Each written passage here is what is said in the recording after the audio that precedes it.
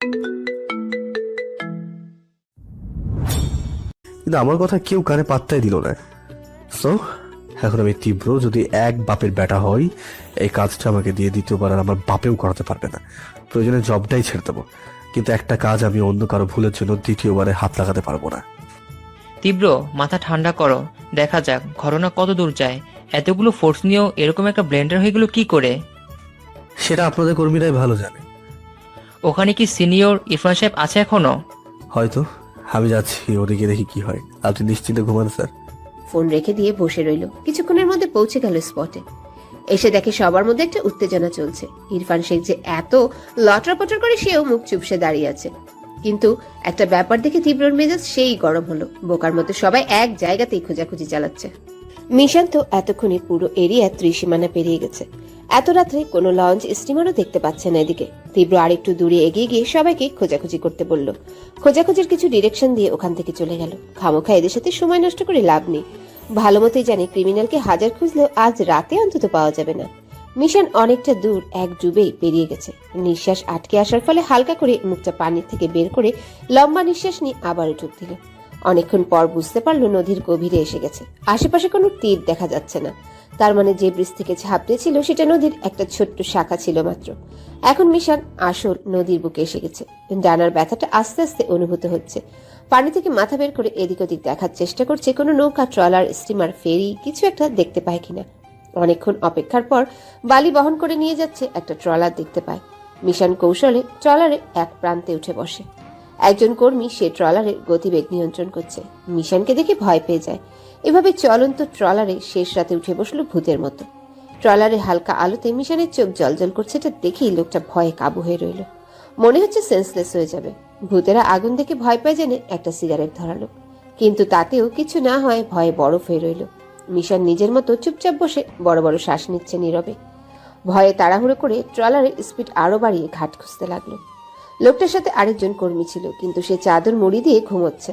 ভয়ে এতটা কাবু হয়েছে যে গলা থেকে কোনো আওয়াজ বের হচ্ছে না তাকে ডেকে তোলার জন্য। কিছু দূর যাওয়ার পর একটা ঘাট দেখতে পেল, যেখানে অনেকগুলো জাহাজ, লঞ্চ, স্টিমার, ফেরি ভিড় করে আছে। ট্রলারটা পাড়ে নিতেই সামনে তাকিয়ে দেখে কিছুক্ষণ আগে যাকে দেখতে পাচ্ছিল সে নেই, এখানে হাওয়া হয়ে গেছে। সে পুরোপুরি শিওর ওটা ভূতি ছিল। কিন্তু মিশন ট্রলারের বেগ আস্তে আস্তে কমতে দেখেই চুপ করে এই ট্রলার থেকে অন্য একটা খালি স্টিমারে উঠে যায়। সেখান থেকে একে একে লঞ্চ, স্টিমারের উপর দিয়ে হেঁটে যেতে যেতে ঘাট থেকে একটু দূরত্বে গিয়ে নামে যেন কেউ দেখতে না পায়। সেখান থেকে আস্তে আস্তে হাঁটা পায়ে রোডের দিকে যায়। ফজরের আজান দিয়ে দিয়েছে, ভোরের আলো চারপাশে ফুটেছে। একটা চলন্ত সিএনজিতে বসে রইল। আছে আপা, একটু দেয়া যাবে? দেওয়া যাইব। কই ফোন দিবেন? বাড়িতে কল দিব টাকা নিয়ে আসার জন্য। আমার কাছে টাকা নেই ভাই। সিএনজি ড্রাইভার তার মোবাইলটা দিল। মিশন বাড়ি থেকে বের হওয়ার সময় কয়েকটা খুচরো টাকা ছাড়া আর কিছু নিয়ে বের হয়নি। ওয়ালেট, মোবাইল সব বাড়িতে। এখন দীপকে একটা কল করলো। দীপ ফোন রিসিভ করে চুপ করে রইল। হ্যালো। মিশনের কণ্ঠ পেয়ে উত্তর দিল, মিশন, তুই কোথায় আছিস? অ্যাটলিস্ট জানাবি তো। রাতে খুঁজতে খুঁজতে হয়রান হয়ে গেছে। এত লেট কেন? তাড়াতাড়ি বাড়িতে ফির। আরে শোন, বাড়ি এখন ফিরবো না, 4 নম্বরে আয়। আমার মোবাইল ও ওয়ালেটও নিয়ে আয়। আচ্ছা, আসছি এখনই। রাখছি। মিশন ফোনটা হাতে নিয়ে সিএনজি ড্রাইভারকে জিজ্ঞাসা করলো, ভাই আপনার ফোনে তো ডুয়াল সিম, একটা হারিয়ে গেলে আরেকটা দিয়ে চলতে পারবেন, সেই জন্য রেখেছেন তাই না? হ আপা। আপনার মোবাইলের দাম কত? 8,000।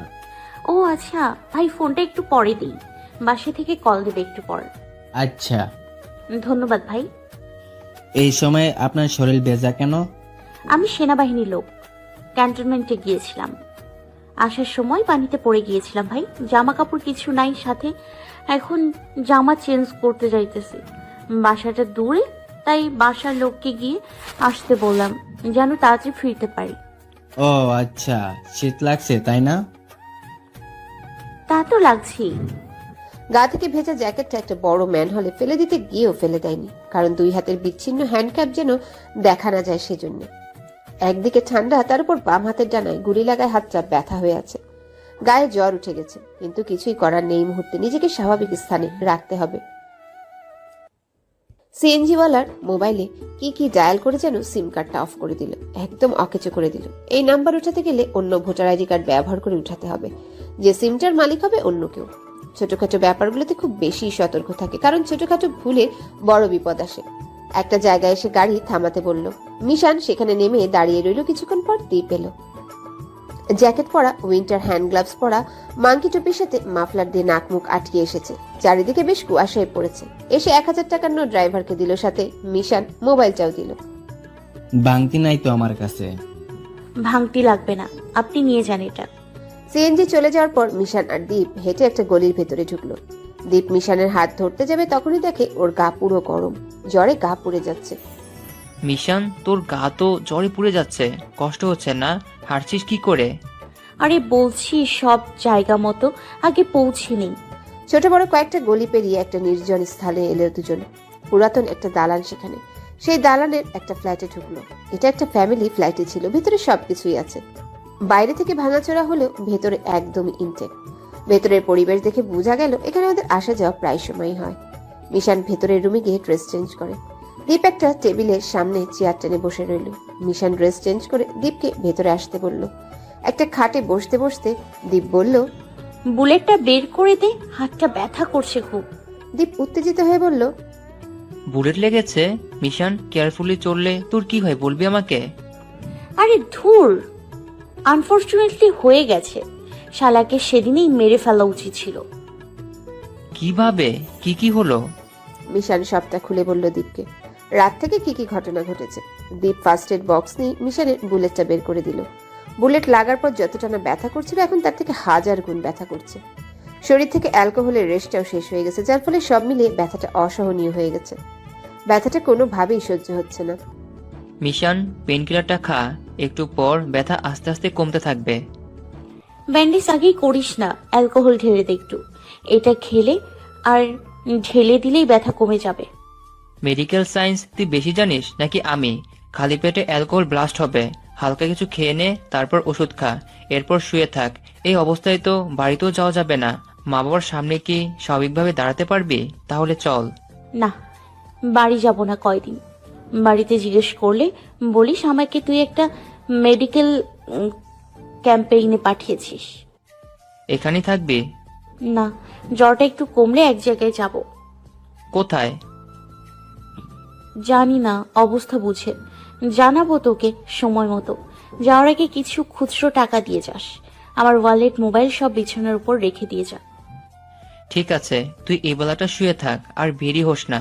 এত সকালে তো কোনো হোটেল রেস্টুরেন্টও খুলেনি যে খাবার নিয়ে আসবো। আপাতত শুকনো খাবার খেয়ে থাক, আমি অফিসে যাওয়ার পথে খাবার দিয়ে যাব, কেমন? দীপ মিশানকে শুকনো খাবার খাইয়ে ওষুধ খাইয়ে দিল। তারপর লেপ কম্বল মুড়িয়ে দিয়ে চলে গেল। হাতের ডানা সহ সম্পূর্ণ হাত পাথরের মতো ভারী হয়ে আছে। এখন আস্তে আস্তে যেন পুরো শরীরে ব্যথা হচ্ছে। শরীর এত গরম হয়ে আছে যেন চামড়া পুড়ে যাওয়ার অবস্থা। দীপ বাড়ি চলে যায়। 11টার দিকে তীব্র এসবিতে আসে নিজের কিছু পার্সোনাল জিনিসপত্র নেওয়ার জন্য। সিনিয়রদের সামনে যেতে কেউ তীব্রকে কোনো রকম প্রেশার করলো না, কারণ তীব্র নিজের সবটা দিয়ে চেষ্টা চালিয়েছিল। অন্যের ভুলের কারণে কেন ডবল খাটনি খাটবে? সবার থেকে টেম্পোরারি বিদায় নিয়ে র্যাব ডিপার্টমেন্টের সম্পদ হয়ে গেল। মিরপুর র্যাব 4-এর দিকে গেল। দারুসালাম রোডের সাথে এর র্যাব 4-এর হেডকোয়ার্টার।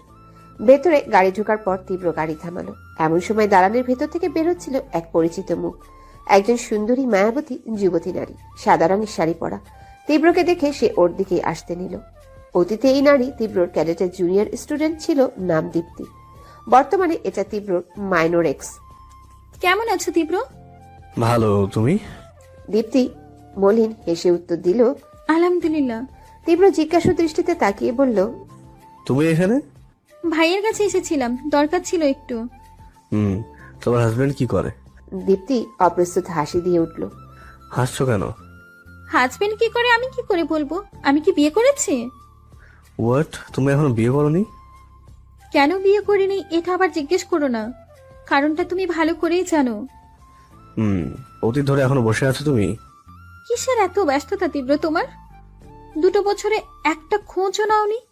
আমি তো তোমায় ভুলতেই বসেছিলাম। তীব্র মুখ শুকনো করে উত্তর দিল, তাহলে আর কটা দিন পর আমাদের দেখা হলে ভালো হতো। আমাকে দেখলে আর চিনতেই না। দীপ্তি হেসে উত্তর দিল, অন্য কেউ হলে এটা সম্ভব হতো।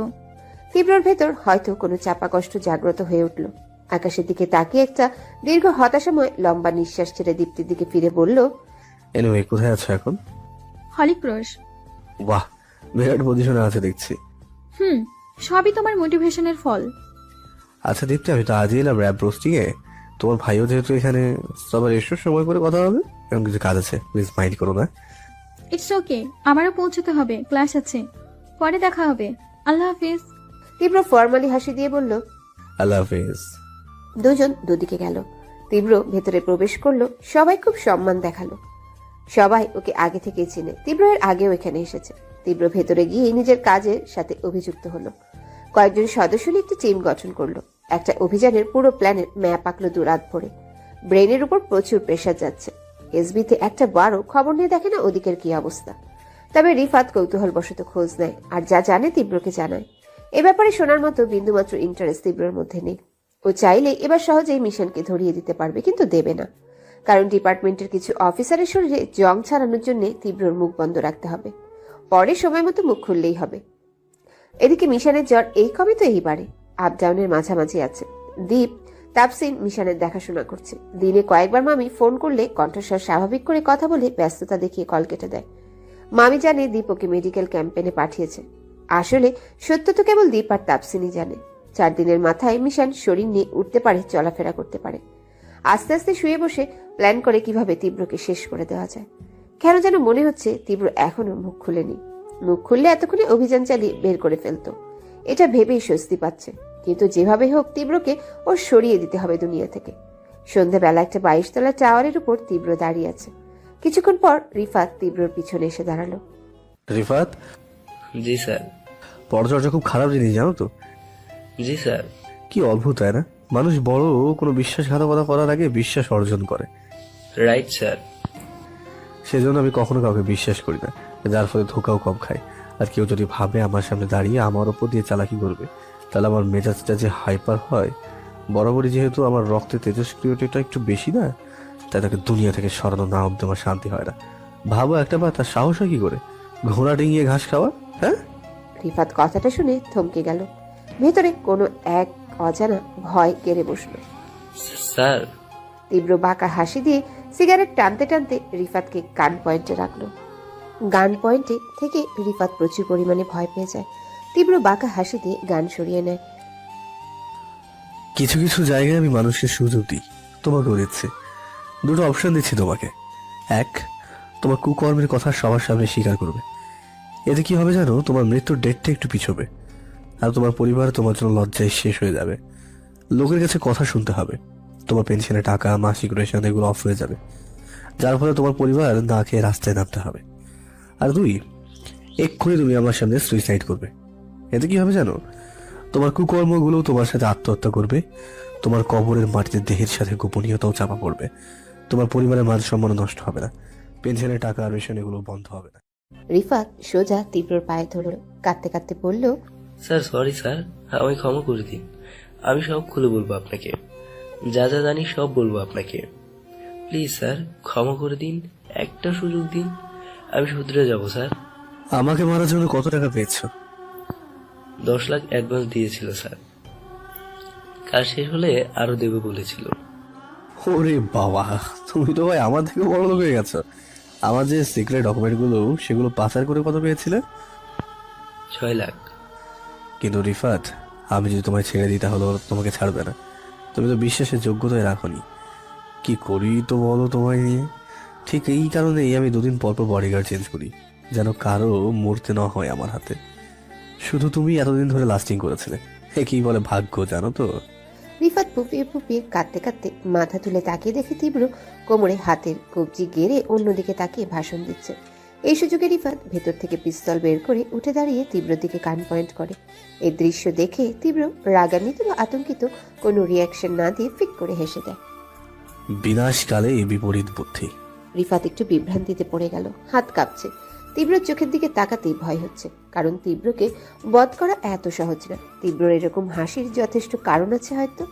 তীব্র রহস্যময় ভাবে রিফাতের নাম উচ্চারণ করে বলল, রিফাত, আমি চাইলে তোমাকে ব্যবহার করে সব আপডেট নিতে পারবো, এই ক্ষমতা আমার আছে।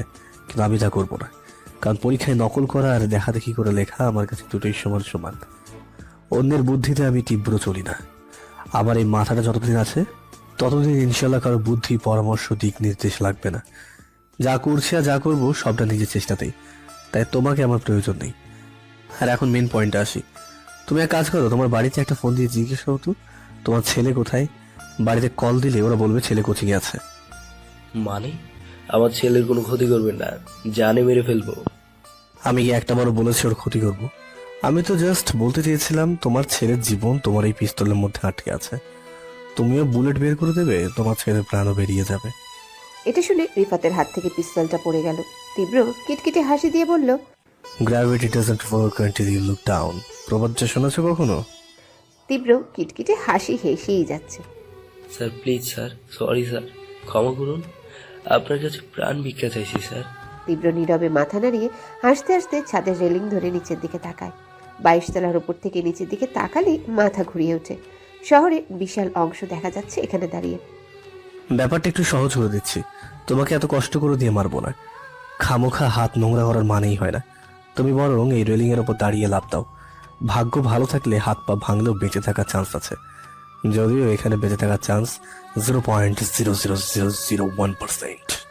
রিফাত অসহায়ের মতো তাকিয়ে বলল, স্যার ক্ষমা করুন প্লিজ স্যার, দোহাই লাগে আপনার। তোমার বউ আজকে বাসন্তী কালার 3 পিস পরেছে, তাই না? রিফাত থমকে গেল। ডোন্ট ওয়ারি, শপিং করছে এই টাওয়ারের 2nd ফ্লোরে। আমার হাতে সময় নেই, যা করা তাড়াতাড়ি করো। রিফাত কাঁদতে কাঁদতে রেলিংয়ের উপর উঠে দাঁড়ালো। চোখ বন্ধ করে লাফ দিয়ে নিচে পড়ে গেল। তীব্র সাইকোর মতো তাকিয়ে তাকিয়ে দেখলো রিফাতের পড়ে যাওয়া। এরপর রিল্যাক্সে সিগারেট ধরিয়ে টানতে টানতে সেখানে দাঁড়িয়ে রইল। দীপ অফিস থেকে ফিরে বাড়ি না গিয়ে মিশানকে দেখতে যায়। মিশান বারান্দায় ফ্লোরে বসে মদের বোতল থেকে মদ ঠেলে ঠেলে খাচ্ছে। দীপ মিশানের পাশে এসে বসলো। এত আগেই ভোজন শুরু করে দিয়েছিস? খিদে পেয়েছিল অনেক। খিদে পেয়েছে তার জন্য বাসা অনেক শুকনো খাবারও আছে, আর একটু অপেক্ষা করলেই হতো। আমি খাবার এনেছি, যা খেয়ে নে। কি এনেছিস? তন্দুর রুটি, কালা ভুনা, বুটের ডাল। খাবার ভালো, কিন্তু এখন খাওয়ার মুড নেই। মিশান, এভাবে কেন শেষ করছিস নিজেকে? আজ দেরি করে এসছিস, আর বাড়ি ফিরবি কখন? আজকে বাড়ি যাব না, এখানেই থাকবো। কি হয়েছে? দীপ সিগারেট ধরাতে ধরাতে উত্তর দিল, কিছু না। তুই বলবি আর আমি বিশ্বাস করব? মিনি কিন্তু আমায় বলেছে সকালে নাকি তুই না খেয়ে বেরিয়েছিস। মিমি তোকে কল করছে, তুই রিসিভ করিসনি। দীপ দীর্ঘশ্বাস ছেড়ে বলল, আর কি বলেছে? ওই তো, ছেলের বয়স বাড়লে বাবা মায়ের যে চিন্তা আকাঙ্ক্ষা থাকে সেটাও বলল, তোকে বোঝাতে বলল। এখন তুই কি বলতে চাচ্ছিস? মিশান ছলছল চোখে মাথা নিচু করে মলিন হেসে বলল, দেখ দীপ, মামা মিমি তোর জন্য যে ডিসিশন নেবে সেটাই তোর জন্য সঠিক। সো তাদের কথা শোন, তাদের পছন্দে বিয়েটা করে নে। দীপ, তুই ভেবে দেখ, তুই যার কথা ভেবে নিজের সময় পার করছিস সে কেবলই তোর অবাস্তব কল্পনা ছাড়া আর কিছুই না। মেনে নে এটা, নিশান আর ফিরবে না। ও মরে গেছে, ওর কোনো অস্তিত্বই নেই। তুই বলছিস এ কথা? তুই কি মেনে নিতে পেরেছিস মিশান? মদ খাচ্ছিস কেন?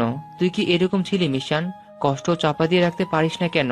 সব ভুলে থাকার জন্য কেন তুই অ্যালকোহল নিয়ে পড়ে থাকিস? দীপ, তুই আর আমি ভিন্ন কথা। আমার একটা মাত্র বোন ছিল, জীবনের সুখের একটা বিন্দু ছিল। আমার ভাগ্য খারাপ, তাই হারিয়ে গেছি। তুই আমি এক না রে দীপ।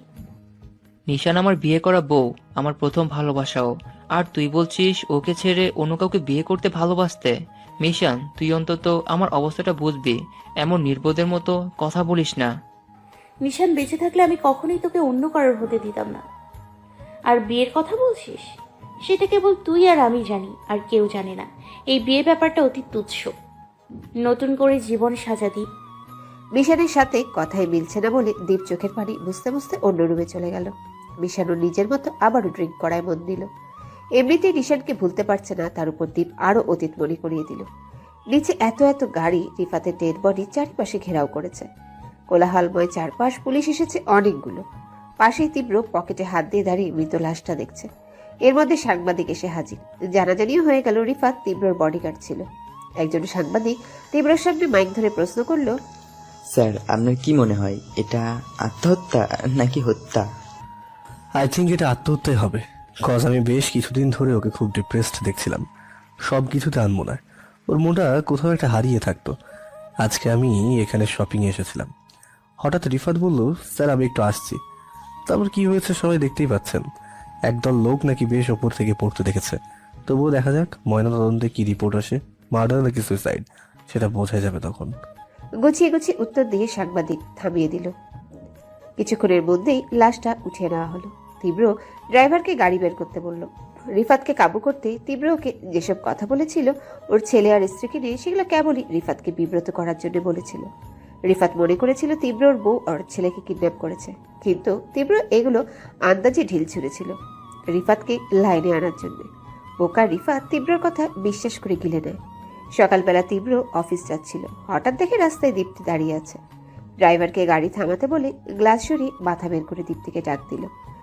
দীপ্তি, দীপ্তি তীব্রর দিকে তাকালো। এখানে দাঁড়িয়ে আছো কেন? আমার গাড়িটায় সমস্যা হয়েছে, ড্রাইভার গাড়ি ঠিক করাতে নিয়ে গেছে। গাড়িতে ওঠো, লিফট দি। না সমস্যা নেই, তুমি যাও। আরো এসো, তোমার ক্লাস শুরু হয়ে যাবে। দীপ্তি হাতের ঘড়ির দিকে তাকিয়ে দেখে ওর ক্লাসের টাইম হয়ে এসেছে প্রায়। বাধ্য হয়েই তীব্রর গাড়িতে উঠতে হলো। তীব্রর পাশের সিটে গুটিসুটি বেড়ে বসলো। হলিক্রসের ব্যাপারটা বুঝলাম না, স্টুডেন্টদের সাথেও টিচার ম্যাডামদের বিধবা বানিয়ে রেখেছে কেন? কেন, দেখতে খারাপ লাগছে কি? না তা না, তোমাকে দেখতে ভালো লাগছে, তুমি তো সুন্দর, সারাতে বেশ মানায়। দীপ্তি লজ্জা পেয়ে গেল। তীব্র আর চোখে খেয়াল করলো ড্রাইভার মিটমিট করে হাসছে। তীব্র আর কোনো কথা না বলে চুপ করে রইল। দীপ্তিও চুপ করে বসে আছে। অনেক লজ্জা লাগছে এভাবে তীব্রর পাশে বসে থাকতে। অথচ একটা সময় তীব্রর সাথে কত দুষ্টামি করত। তীব্র হাজার রাগ করলেও দীপ্তি কখনো রাগ করতো না। দীপ্তির সাথে পরিচয় ওদের বাবার সূত্রে। দীপ্তি ছিল